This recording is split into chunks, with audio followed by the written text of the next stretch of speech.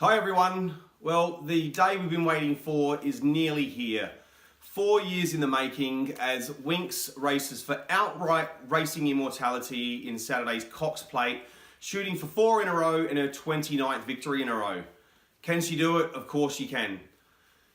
Look, and while there might not be any real financial gain to be had by backing Winx in the Cox Plate, I've got 5 good reasons that we should be backing her if you want to have a flutter in the race. So look, firstly, I think it would be un-Australian to back against Winx.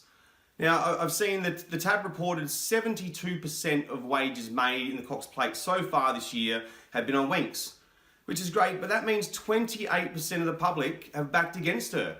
So we've got 28% of punters essentially barracking for Winx to lose on Saturday. I think it's a bloody disgrace, and it is un-Australian to back against her. Winx has become a national treasure for us, and I think if you're barracking for her to lose, you might as well have backed Don Bradman to get bowled out for a duck in his final innings, or you would have been hoping that Kathy Freeman had fallen over in the 400 final at the Olympics. It's that sort of thing. Winx is our national treasure. Everyone should get behind her and support her, and just don't back against her. Just don't do it. So look, secondly, another reason we should back her is she'll win. She's won 28 in a row. She is clearly the best horse. 3 years in a row in the Cox Plate, she set a race record beating Might and Power's previous race record.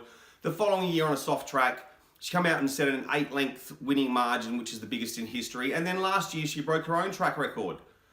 So, we've got guys like the UK commentator, this Matt Chapman, questioning the quality of her wins and essentially saying the Cox Plate and its near 100-year history is a rubbish race.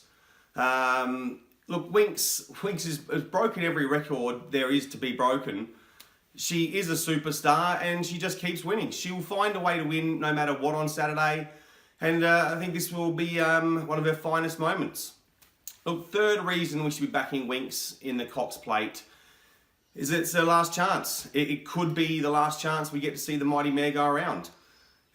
She's not getting any younger. She's 7 years of age now, so it's hard to see her coming back for a 5th Cox Plate as an 8-year-old mare. And I wouldn't be surprised at all if Chris Waller and co pull the pin after the Cox Plate and say job done, and send her off to the paddock and the breeding barn. So, fourth reason we should be backing Winx on Saturday as well is it's better than bank interest. And look, while bank interest is what you get in return around 3% and it's a guaranteed return, there's no guarantee in racing, but Winx is about as close as you get to a guarantee. She's a good thing at every start that she goes around, and at 25% return on investment, it's not a bad way to go. So the 5th and final reason we should be backing Winx on Saturday is to belt the bookies. If you're like 95% of punters that overall lose to the bookies year in, year out, this is one chance we've got to really give them a hammering. I think if we got $10 million wagered on Winx on the day, the bookies are going to take a $2.5 million hiding, which isn't a lot in the grand scheme of things for them either, but at least it's one day, it's one race that we can go, okay, well, they copped it big time. So, look, there's my 5 reasons we should be backing Winx on Saturday. I hope everyone sits back, enjoys the race, enjoys the spectacle that is Winx. Let's hope she wins by 5-10 lengths and really gives us something to talk about. So it's been a privilege to watch the mare. I'm looking forward to the race on Saturday. And if you're having a punt in the race, guys, remember, gamble responsibly. Bye for now.